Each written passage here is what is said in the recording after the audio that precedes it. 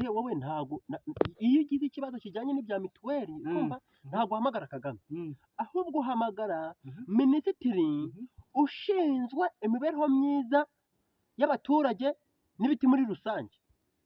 Uwo ni umenya ibijyanye na mituweli akamenya n'ukuntu bizajya. Ese ari igicucu ibiti bigura mituweli? Hajya Ibiti bigura mituweli? Practically.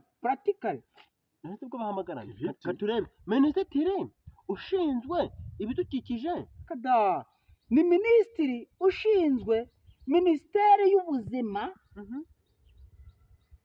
n'iby'amagendo mu gihugu.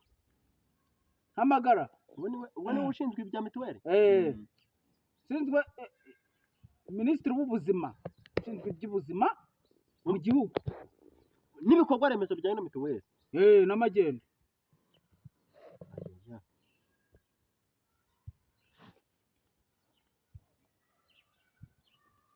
Aro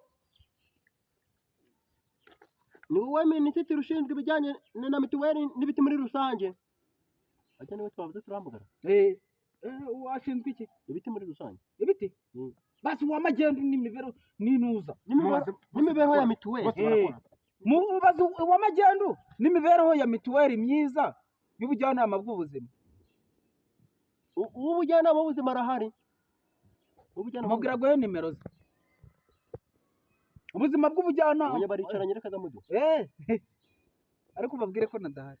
Uw'indangamuntu. Aro ni wowe ushinzwe ibijyanye n'indangamuntu na mituweli. Twari tubaze tubona turi abantu batatu dutuye mu mudugudu umwe tubona tugomba kubishyura amafaranga ya mituweli ahwanye na miliyoni 3,400,000.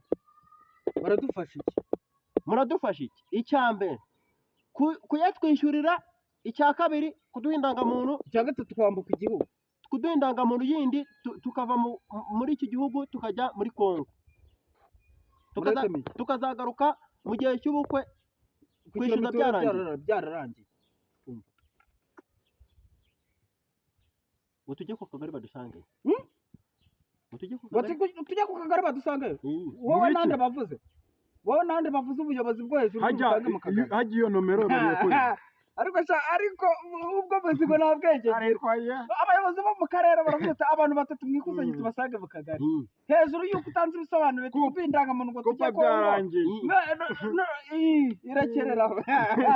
Ibyuko turabikoze. Urabikoze. Hagiye nomero bariye kuri. Bariye kuri nde? Kuri minisitiri government of